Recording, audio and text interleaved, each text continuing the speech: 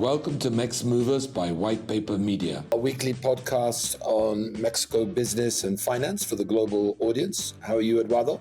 Doing well, Damien. Hope you're doing well too. Good.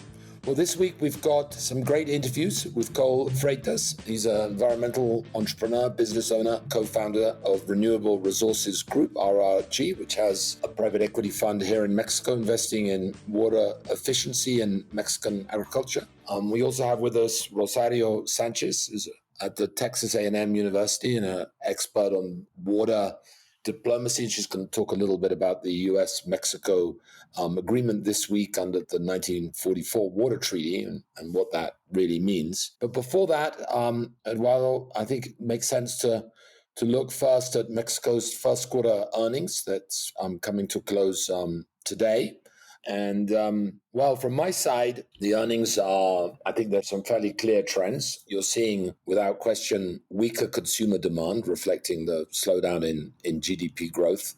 So Coca-Cola, FEMSA, ASEA, Cemex, American Mobile, FEMSA, Walmart, they all reported softer sales in their Mexican businesses than a year ago or last year in general.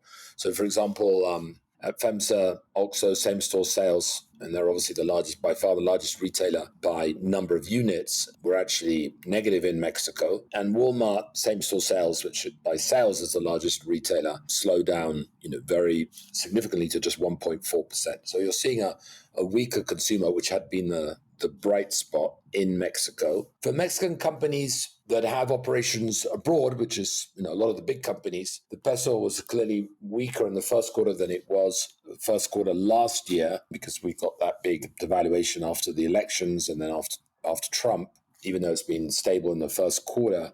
So you saw a positive translation effect for companies like ASEA, Bimbo, American Mobile, once those numbers are translated back into pesos. And you saw, in some cases at least, some cost pressures. Wages in Mexico are still going up more than inflation. And Walmart's reported quite a significant increase in operating expenses, which dragged down its EBITDA growth. And some other Mexican companies also saw some big expense growth related to wages and maybe the weaker FX, the weaker peso also led to higher costs when imported products were translated back into pesos. Banks, generally speaking, which performed very well this year, had a good quarter, decent loan growth, decent net interest margins. And, Banorte, despite, writing off expenses at its fintech, Bineo reported good numbers. The stock's up a lot. BBVA, its Mexico arm, had great numbers, 10% increase in net income, ROE at 28%. So no sign that the weakness in the economy is leading to kind of asset quality problems at the banks. And the real estate plays, the nearshoring REITs like Vesta, Prologis, all did reasonably well despite, the Trump tariff threat. It seems that the rents are holding up, at least compared to expectations. I think a big disappointment was in aviation, Eduardo. Volaris reported weak numbers compared to expectations. They withdrew their guidance for the year. The stock on the day of its earnings fell another 10%. It's down, I think, more than 50% this year versus a 15% increase. And they seem to be a victim in part of Trump's immigration crackdown. So they have a big segment, which is transporter, VFR, visiting friends and relatives, and tightening immigration policies. Basically, I think a lot of people are afraid to go to the US and therefore postponing or canceling their trips. And then Mexicans in the US, don't want to come back to Mexico in case they won't be allowed back in again. And that seems to have been a big problem for them. So that's in what's been a relatively strong stock market, been one of the disappointments this year. Anything from your side, Eduardo? Well, yeah, I mean, Damien, what you said, I think summarizes pretty well. And we just got the numbers for the growth rate of Mexico in the first quarter, which it wasn't negative like it happened in the last quarter of 2024, but it only grew 0.2% quarter to quarter, which indicates that the softening that we saw on the revenue side of many of the companies that are traded in the Mexican stock market reflects this slowdown. Looking forward, I don't think the picture brightens any more because the full impact of the tariffs that Trump has put in place will be felt later on this year. And we saw that the U.S. economy even declined in the first quarter of this year. So I think the future is not bright. Let's wait and see what happens in terms of whether Trump continues with his tariff ideology or whether he reaches agreements and brings them down. But again, like you said, the banking sector in Mexico is doing well. Loan growth in Mexico seems to be keeping up. I wonder if that's going to slow down. Partially, the lower interest rates have helped probably some people put a little bit more credit on their credit cards and probably buy a few cars or one or two cars or whatever. But all that, I think, is up in the air. We'll have to wait and see a little bit more how the economy evolves with Trump keeping his tariffs. Yeah, and on that subject, Eduardo, as you saw, there was an executive order this week basically allowing, as I understand it, it's quite complex, at least on first readership, allowing U.S. assembly cars to get a rebate on these 25% tariffs up to, in the first year at least, about 3.75% of the value of the car for imports paid. And then secondly, they won't have to pay tariffs on tariffs. So if they're already paying 20% tariffs on steel, then they won't have to pay the full 25% tariffs on car and car part exports. It's still unclear, as of speaking, whether USMCA compliant Mexican auto parts will be fully exempt from US tariffs. I think we have to wait till May the 3rd to get full clarification on that. But there are hopes that auto parts from Mexico, as long as they're USMCA compliant, will be exempt. If that's the case, then Mexico will have a big competitive advantages versus auto part manufacturers outside the USMCA area. And meanwhile, the non-US part of the car or the automobile car will still be paying the 25% tariff. So, Mexico vis-a-vis the US is going to lose out versus where we were a year ago. But maybe Mexico vis-a-vis the rest of the world will be in a better position. It's a bit difficult right now to look at this in net terms, but in the short term, as you said, GM is putting on hold some production from Mexico to the US. I mean, this has created a lot of dislocation and is for sure going to create a kind of slowdown in investment until everyone digests what it means and how the long-term sort of situation looks like. It surprises me, Damien, I gotta say, that what you just recall about the tariffs that will be exempt for steel and aluminum, it just shows to me that the way the U.S. administration implanted or has come about with the tariff proposal, it was completely not well thought out. I mean, we already seen Trump put them back out of them, but it just shows you, at least to me, how unprepared or how little thought they have put into what they're doing. I mean, Paul Krugman has said that there is no strategy behind this, and I couldn't agree more. It sounds like they're improvising, and it's quite sad to see that in the most powerful country in the world.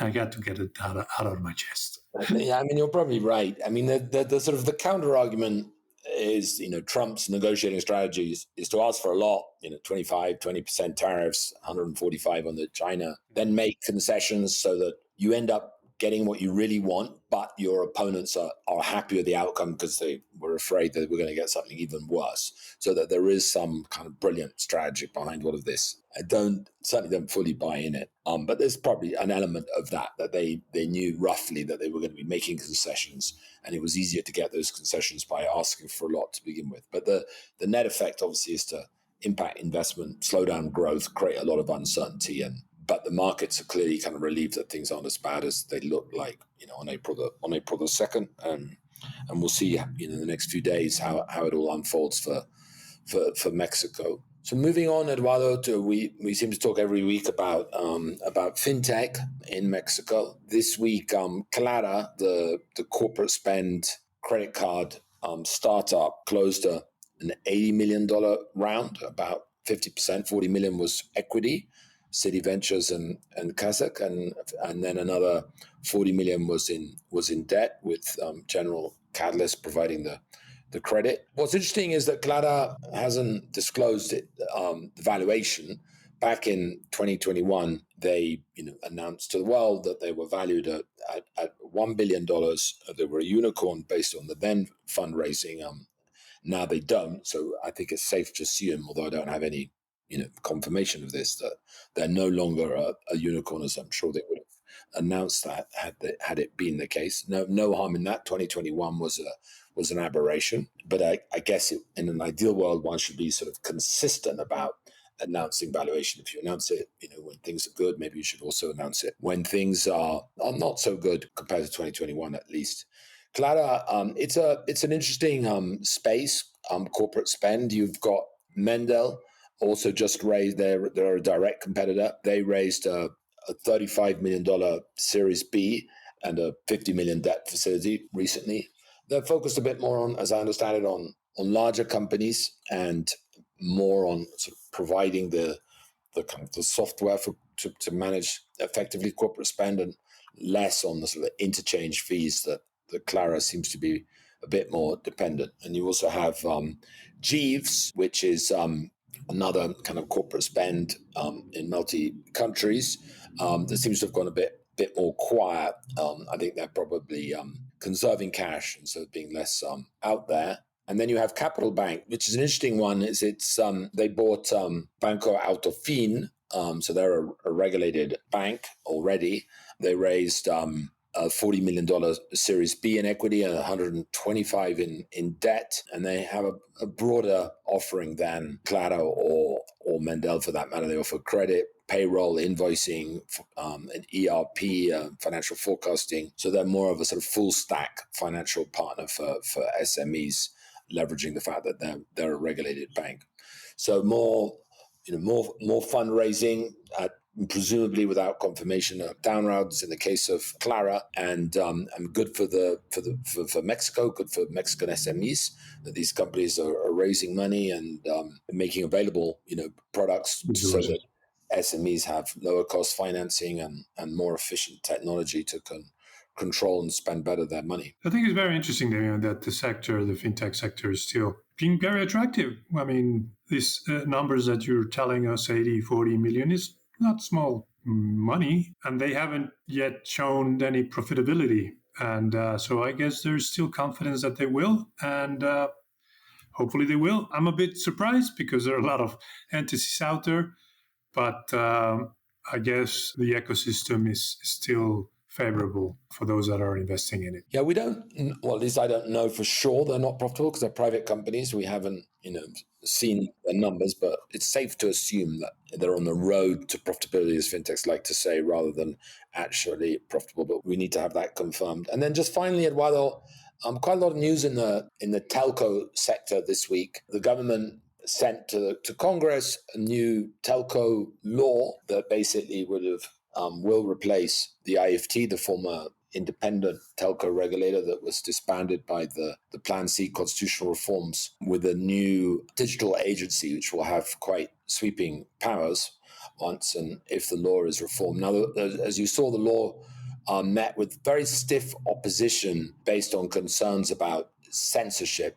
Basically, it gave this new agency the right to revoke concessions on many different grounds, and related to some very controversial ads on Mexican TV by the U.S. Homeland Security a week or so ago. The law would also ban foreign governments from advertising on Mexican television. There's a bit of confusion about whether the law would give powers to the digital agency to block sort of social media platforms if they didn't like the content. So the government and Sheinbaum has sort of reacted to this criticism and has said that there's going to be a period of analysis of the law and reflection, and it's not going to be passed in this session of Congress, which ends today, and it will go to an extraordinary session. And the different kind of players that have been very involved in drawing up this law, Televisa, most importantly, American Mobile and others are going to put in their comments, as of course the social media platforms, to have something that's a bit more palatable to civil society, which is a good thing, although we need to see what the new law and what changes it actually makes. And hitherto, this government hasn't been especially responsive to changing laws to meet concerns from interested parties. And meanwhile, Walmart, in its first quarter report, said BAT, its mobile MVNO player, has got to 20 million prepaid users, which is a pretty astonishing number. And it certainly had an effect on America Mobile's mobile business in Mexico, which is only one part of its many regional businesses. But America Mobile saw prepaid revenues in Mexico falling by 2.5%. And clearly, Walmart's offering in mobile is putting downward pressure on rates and on subscribers. That was very interesting, the 20 million number. I mean, it's a very surprising number in such a short period of time. And on the telecom law, yeah, I think Sheinbaum did well in saying that if needed, she would even take away the articles that gave the new agency the possibility of censorshiping social media more than anything else. She was very clear about that was not the intention of the law.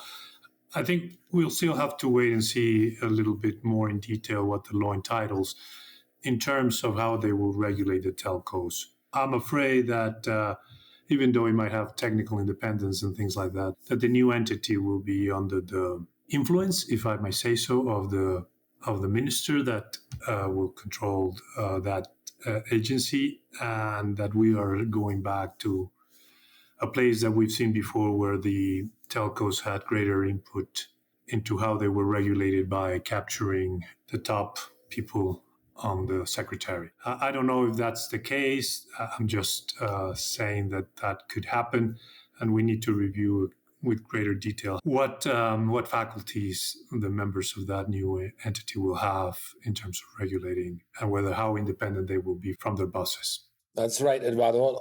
Today we're joined by Cole Frates. Cole is the co-founder of Renewable Resources Group, a global leader in sustainable agriculture and water management.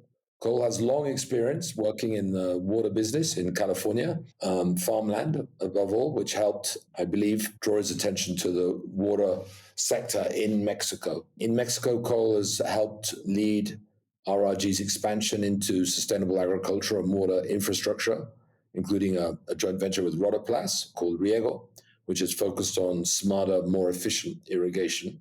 And Cole's here with us to talk about, future of water, the challenges of water scarcity, and how Mexico can address this. Cole, thank you very much for joining us. It's a real pleasure to have you. Yeah, thank you so much for having me. So, Cole, let's start at the beginning. What exactly is RRG doing in Mexico right now? Do you want to just give us a brief overview of your interest in Mexico? Yeah, we have developed a series of investment-grade products with some of the Afores, where we've taken some of our water experience and agricultural experience and tried to develop supply chain resiliency using what we think is an innovative model, which really says that nature is going to be repriced in a fundamental way. And what I call a great repricing is in effect, which is the externalities of water resources, climate, poverty in a way which is interconnected to it, inform a lot of the supply chains that North American consumers, especially U.S. consumers, rely upon. As the value at risk for investors is revealed itself through climate change, lack of water resources, lack of pollination, degraded soils, there becomes a great repricing. And so developing resilient agricultural products that feed resilient supply chains differentiates the user from the coming volatility and increasing volatility that you see in almost every commodity that comes out of things that are grown or in some cases mined. If you look at global GDP, assume it's roughly $100 trillion, roughly 45 trillion of that is solely dependent on things that are grown. And if you look at volatility in cacao, coffee, olive oil, citrus, all of that is increasing volatility as related to repricing and understanding the value at risk that is within that repricing. And so we think that Mexico is kind of ground zero for taking those externalities, developing resilient agriculture, and then pricing it correctly. And once priced correctly, there should be a premium on that. and that out in the future, for those who don't invest a little bit more now, they're going to pay a lot later. And so we see a tremendous opportunity for Mexico, given its climatic, geographic, and human resource potential, to be able to provide resilient agricultural chains. So how much have you invested so far? What kind of impact have you had, in your view, on Mexico in the water sector? We, roughly 75 to 80% of the water in Mexico goes to agriculture. So if you're going to deal with water in Mexico, really what you're talking about is how do you more efficiently allocate water resources in the agricultural sector. Cities use really a small amount when it comes down to it. And it is that interaction between urban and agriculture and environmental needs that you really have to focus on as you think about managing water resources. And City of Mexico is a perfect example of that. But most of the projects that we've done have been in permanent agriculture, specialty agriculture, and pecans in Chihuahua, citrus in a variety of different places, specialty crops that you need to plan and invest heavily up front, because a plant takes 3, 4, 5, 6 years to get to maturity. So you're sinking capital, and if you don't have water, then you run a real risk of losing that capital or seeing a serious erosion of it. So we've invested roughly $250 million in a variety of projects around Mexico to have resilient agriculture that does good for the environment, but also pays people fairly. A lot of this is hand labor. And one of the challenges in rural Mexico is providing jobs and a living wage so that people don't immigrate to cities. And so how do you reprice all of this when the U.S. consumer loves to get, say, the milk, but hates to own the cow? And everybody wants to pass all the risk onto the person that owns the cow and get all the benefits of just distributing it. So there's been this massive inequality that's taken place over time, and Mexico has suffered from it, especially rural Mexico, where global CPGs, global retailers have forced the risk down upon the people who can least afford it, which is small farmers within. And that system is crumbling, largely now because of climate, but also because of social problems.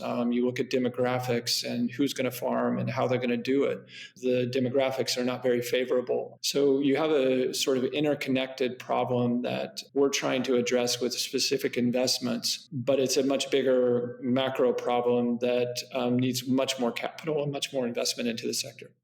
Can you give us just, a lot of people are not too familiar with the sector, some specific examples of where the $250 million has gone, or what kind of things it's doing to make farmers more efficient and more resilient and more robust? Just a couple of real examples.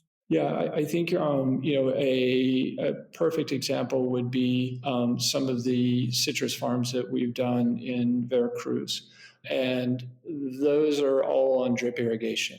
There's no way, climate is, the knife's edge of climate is water. There's going to be too much. It's very biblical. There'll be either too much or too little. And the preceding 90 or 100 years of hydrology that people have measured predicate most investment decisions in agriculture around there will be X amount of water in this year. All the infrastructure, whether in Mexico or elsewhere, is sized off those hydrographs. So canal size, pump size, etc. Now, as you all know, living in Mexico City, all of a sudden you have these massive storms and then it doesn't rain. And you see the effects of that in the California and the LA fires, because all the plants drink in all the water, they explode, then they become super dry. There's lots of organic matter sitting around, winds come up, fire happens, and you get a catastrophe. Same thing happens in City of Mexico, not with fires, but with droughts and floods. And that volatility, you have to take that volatility out. So the specific example would be, how does one do that? One manages the water resources in ways that are innovative, which is you try and capture the high flows, store them in a way that's environmentally sensitive, usually below ground, because that's an easy way to store and a cheap and efficient way to store. And then store it for the times that are dry and lower your consumption by either lining canals, which the new president has been very proactive, and the $2.5 billion that she's allocated is both visionary and smart to be able to manage those water resources. So when it's dry, people rely on the groundwater and they start pumping it more and more and more. And it goes down really quickly. So installing drip irrigation or lining canals, which we do, all of those things, affords you the ability to have a stable water supply through these periods that are going to get drier and wetter at the same time. Reading the profile of your company, you not only do water management, but also renewable energy. Are you investing in that as well? And which projects exactly are you looking for? Maybe it's the energy to pump water or the irrigation to make it work. What can you tell us about that? I think we're witnessing the birth of a whole new asset class. You have an energy transition going on that's in spite of, Trump and all the, the nonsense around. It's an established sector, and it's going to keep going because it's cost competitive and it's worked. But if you went back to 2004 and tried to develop a solar project, you were looking at a very small number of buyers and really expensive capital to get that done. You could have a power purchase agreement with a creditworthy counterparty, and you'd still be looking at private equity style financing in 2004, 2005 for utility scale solar. Now a good solar project, it is LIBOR plus something. What you're seeing in nature is that same transition, and I call it an agri-transition. And if you look at it just as an agricultural project, then the return profile, first of all, it doesn't accurately reflect what it does. And secondly, the part that you have to think about is farms are a composite of lots of different things. You need energy to move water. You need water to feed the plants. You need surrounding environment to pollinate. You need it to interact with nature. So there is a really complicated ecosystem that if you view it as that ecosystem, then you can think about different revenue streams around it and take it from what is viewed as a risky, opaque asset class that has a history of not delivering returns that are very interesting into something that is generating electricity, offsetting carbon, protecting biodiversity, supplying food, generating electricity, and selling water.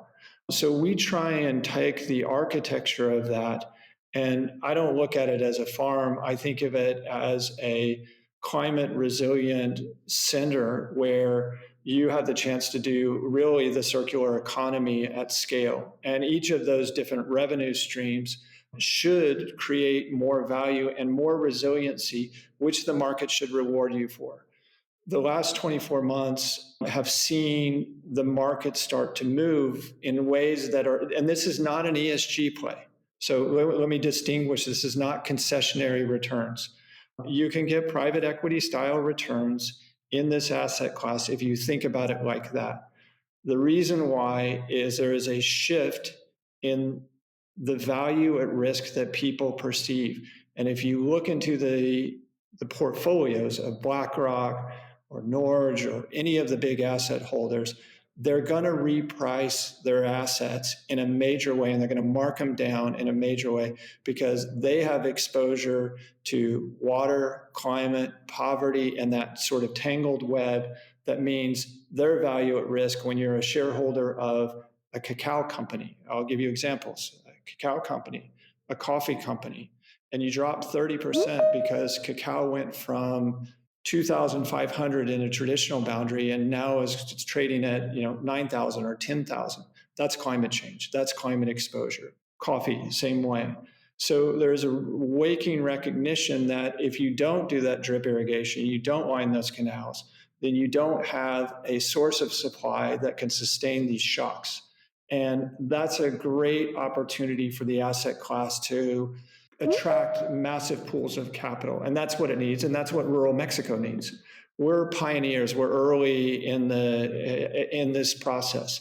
What rural Mexico needs is it needs tens of billions of dollars to come in and redefine its agricultural sector. And if it thinks of it like this, it has a chance of doing that. If it thinks of it as traditional farming, it'll be traditional farming and it'll be exploited in the same way that it has been for 100 years or more. You did mention that the current president, Claudia Sheinbaum, has actually, like you said, shown a lot of interest in agricultural irrigation projects, things like that. So it seems to me like a conscious decision within the current government that what you just said about agricultural changing and investing in these more sophisticated systems of energy and renewable and water-saving mechanisms is the future. Are you optimistic in that sense? I'm optimistic and pessimistic. I'm optimistic in the sense that there is an opening, and I see this in lots of countries. I was just in Ghana, and where the cacao trade is, basically disappearing because of this sort of no farmer can make any money, and I see the way that the coyotes, so to speak, have taken all the money out of the business. And the way that the coyotes see the business is to keep the same system, but adjusted around the edges. And so there's a lot of coyotes and middlemen and marketers who don't want fundamental change. And they will do their very best to keep things going around the edges. And so I think the challenge for the new president, and you can see this really clearly in Mexico City, is to think about how she can not go around the edges, because it's a moment where you should be able to make fundamental changes to how the agricultural sector manages its water supply so that it can get better returns and more living wages back to the people who own it. And when you look at, and I'll give you a specific example, you look at the major delivery systems inside of Mexico City, like Lerma, and I'll butcher the name, Cutzamala, they're in critical conditions. The overall demand exceeds the sustainable supply by 50 or 60%. Business as usual will tell you, what you need to do is you need to build a $5 or $10 billion treatment plant inside of Mexico City and spend a ton of money on infrastructure. The infrastructure companies win, the engineers win, everybody gets to have a big ribbon cutting ceremony and show themselves in front of a plant. It all looks good. It's a waste of $5 billion in my view. They're all viable, but they're huge upfronts and investments. Instead, what I would propose, and this is what the new president seems to be onto, and hopefully the new president of Conagua, is there is a chance to go and invest in rural communities in the regions around Mexico City where all the agricultural water runs, because Mexico City is connected through arteries. It's like your body. These veins run all the way into Mexico City, and they take the water from 100 miles away. They go through the agricultural regions. And if you invest in those agricultural regions, then you have a chance to improve their livelihoods, increase their income, create more resiliency, have them get paid, and then they can take a little bit of that water and leave it in the canals and send that to Mexico City, and you can avoid building billions of dollars of useless infrastructure that is very costly. And that improves rural livelihoods in a way that makes a lot of sense. So I think there's lots of examples. You can do the same thing in Guadalajara. There's lots of chances to do that in the Laguna, where agriculture has really destroyed the water table. And so I think these macros, but they need a macro solution, because if you leave them to the kind of the petty political players, everybody's got their fiefdom and nothing happens. And do you think, Cole, that the Mexican agriculture sector is too fragmented and needs to consolidate to make best use of water? Do you think the fragmentation is a limitation? It's a problem, but it's not an insurmountable problem. And so we did a mapping exercise where we mapped all the regions around Mexico City to look at how many growers are there. And And, it's thousands and maybe tens of thousands of small growers, but they're all already in co-ops of sorts. And so you can deal with the co-ops, and to go in and install drip irrigation on, a couple of hectares of land is not that efficient. But you can work with cooperatives to scale that to a couple hundred, and then you can get the efficiencies. It definitely is a challenge, and it's been used, the fragmentation has been used by the coyotes to basically show their worth. And to be fair to a model, somebody's got to go consolidate it, because no big retailer can rely on, a 1 or 2 hectare farm to supply Walmart.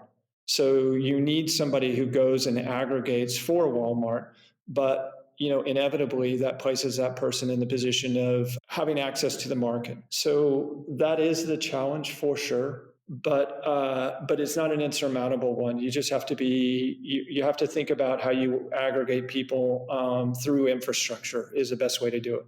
And Cole, can you tell us how is your joint venture in different companies going with Rotoplas? The joint venture has made a few acquisitions over the past few years, High Tech and Iriban. How is that working out? Rotoplas is a wonderful company, and they have great leadership. The irrigation company is directionally spot on, and we did what we do best, which is help seed and incubate the idea. And Rotoplas is doing what they do best, which is try and scale it. We're really focused on this resilient, climate-smart agriculture, and it would be a stretch to say I could build an equipment supply company in the same vein as Rotoplas. So I think the joint venture has gone exceedingly well, largely because of Rotoplas's vision around it and their implementation of it. And what about returns? You mentioned that Volaris have put in $70 million or so. Are the Volaris supportive? Do you expect them to continue to be supportive as you put more capital to play? What we need to show, look, you all know Mexico, and there's lots of chatter around every manager who's taken a foreign money is under scrutiny for, are the returns there, because the sector generally has underperformed. What we need to show is exits. We're like any other manager in that respect. The only way to deal with, and show that this is a viable business model is to sell something at a higher return. We're audited. We think that we're wildly transparent. You can see almost everything that we do. And sometimes that's used against us by people who don't really understand how it works. And we think the portfolio is performing really well, but the evidence in it is to sell something. What people don't understand, and this is a problem in the sector, is that you go take a piece of bare land, you develop it, you plant it, and you wait. And so there is a J curve to almost every farm, especially in permanent crops.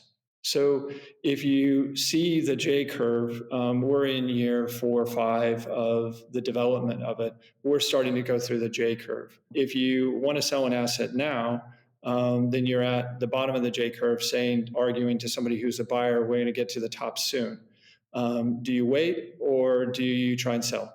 If your critic is, oh, wow, you haven't exited anything, your portfolio sucks, you have created no value, okay. Yes, go out to the field, see if they're there, and then you can value them. And we have auditors, and so it is a frustrating asset class in that sense, because where are you on the J curve? So if I'm trying to sell it, I'm trying to always explain that we're creating this value. Now it's starting to kick in. So I think in the next 12 to 24 months, we'll start to exit. As we have exits that show that the returns are there, it will be compelling to anybody, any investor. And we think that getting those exits is the priority for us right now, to show our investors that they can make money and hopefully double back down on this, and other authorities that they can make money. I think we certainly have a track record of doing that. We think that's what's happening with our portfolio in Mexico.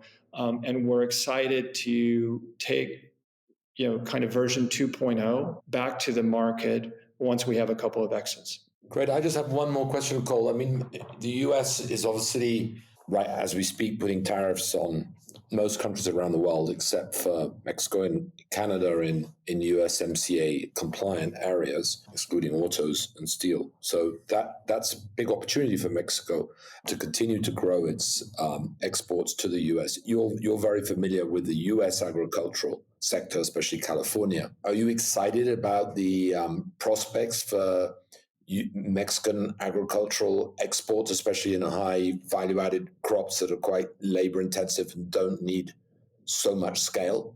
Yeah, I mean, look, Trump, as we all know, moves in mysterious ways, and the logic of his decisions is only known to him.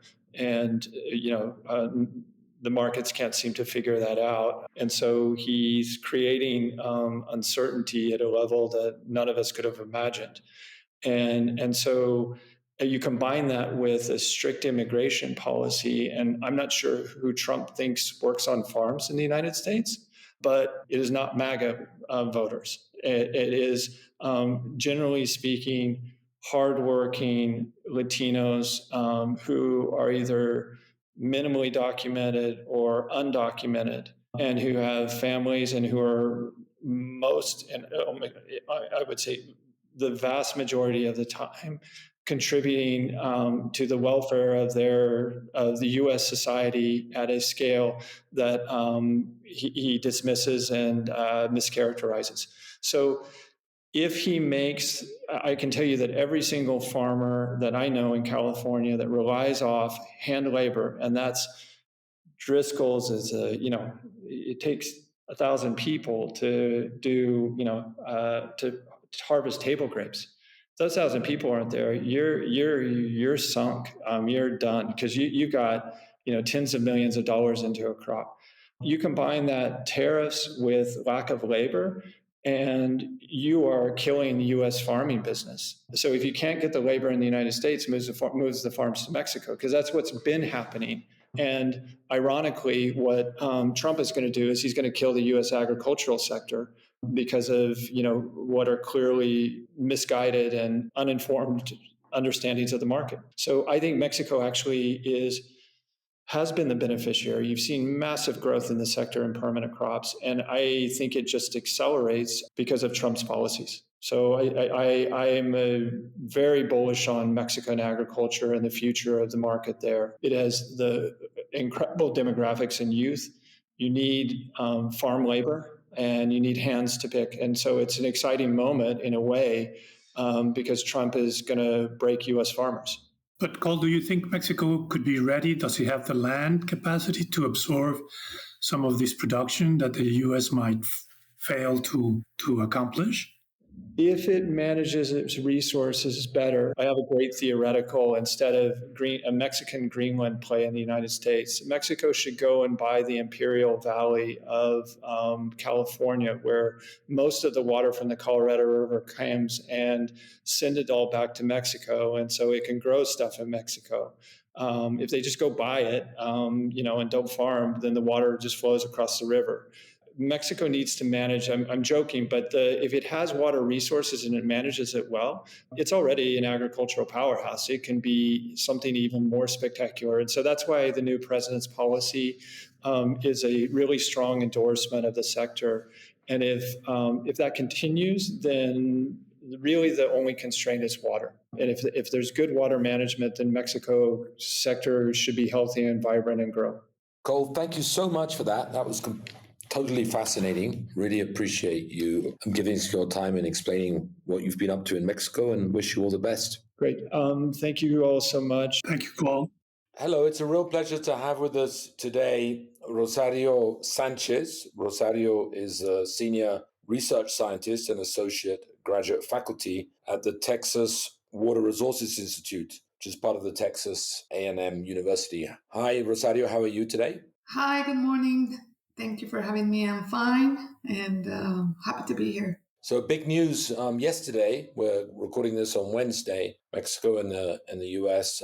Seem to have reached an agreement on the 1944 water treaty. Rosario, you are an expert on this subject. So what did you make of yesterday's news? Well, for me, it was not new. Really, what they said, it was agreed last year on minute 331st. Mexico agreed to open up alternative sources of water, which are the 6 tributaries, including Alamo and San Juan. It's what has been told by President Claudia Sheinbaum for the last 2 weeks that Mexico will try to comply with the treaty. So if you read the press release, the only thing that I see there that is really new, it's the fact that they agreed on reducing the pressure and the tension between the two countries. So the agreement, it doesn't give you more details on exactly how is that going to be done, except that they agree on complying with the treaty, on using the additional sources of water that Mexico already agreed to do that since last year, since November, and trying to use, the rainy season, or I don't know what that means anymore, right? In terms of climate change and what we've seen over the years in the basin, I don't think it provides anything new except that it reduces the political tension between the two countries. But at some point, Mexico's, I guess, going to have to comply with this, or political tensions are going to rise again. Do you think Mexico can comply with the treaty based on the hydrology of that part of Mexico? Well, if we go straight to the numbers, to the volume of water that Mexico owns or is in deficit to the U.S., that's a hard one. And, I think that's a win. I consider that as a win, really, for both countries, that this press release doesn't even talk about volumes of water. It just talks about compliance with the treaty, which is pretty tricky because the volume of water that it's in deficit is huge. I don't think there is enough water out there on the 6 tributaries to comply with this deficit. But the good thing about this is they are both realizing that. They don't say it, but the press release doesn't speak about it. So the fact that they do not even mention it, I think that's a recognition that the volumes might not be there, right? But it doesn't matter as long as Mexico commits to try, I guess. And that's just my interpretation. I'm sure there are already taking place deliveries to the US. But if you look at El Cuchillo Reservoir, for example, which is the one that has most water right now, the rest of the reservoirs do not have enough, not even to account for it. They've been releasing some water, but the amount of the depth right now is around 1,400 million cubic meters. If you were to use the complete storage of El Cuchillo and half of another one. So that's huge. That's a lot amount of water. So if Mexico wants to leave Nuevo León, Coahuila, and Tamaulipas without water, then yes, Mexico will be able to comply with the treaty. But that's not really feasible. I mean, obviously Mexico doesn't control the weather, but it does control, to some extent, investment in water infrastructure, more reservoirs and so on. Do you think Mexico can invest more in water infrastructure in order to be able to meet to a great extent than is the case today its treaty obligations? Well, I don't think that's an option. I think it needs to invest in infrastructure if we want to have a more sustainable relationship in terms of water deliveries to the U.S. Because right now, and it's in that press release, Mexico is expecting to have a good rainy season, and I don't think that's even enough. We need to have a hurricane to fill up the reservoirs. It has to be a hurricane, not even a tropical storm, to be able to account for that amount of water. So if Mexico does not have in its plans to make huge investments on water management and operation of reservoirs, on governance system, which is a big issue in Mexico's system, even the water law that it's under revision, if Mexico does not bet for that, I don't think we have a sustainable solution for the next cycle, for example. For this one, I don't know. It's not going to be enough, of course. Those investments are really delayed at least 50 years or so on the Rio Grande Basin, just to talk about the Rio Grande Basin. Very different to what has been done on the Colorado River Basin. They even have a model now that predicts water availability. And from there, they design what are the allocations within the U.S. and Mexico. And Mexico has already, agreed to reduce around 30% of its allocation on the Rio Colorado. But that's based on modeling that has taken them at least 50, 60 years to develop. If we compare that to the Rio Grande Basin, where almost 80% of the basin relies on the Mexico water management structure and governance systems, we're very, very back and very, very delayed, at least 50 years. We don't even have a model in place that we can trust on. And based on your information and just talking to Mexican authorities, are those investments like in the pipeline? Are they being made? Will they be made? Are you optimistic?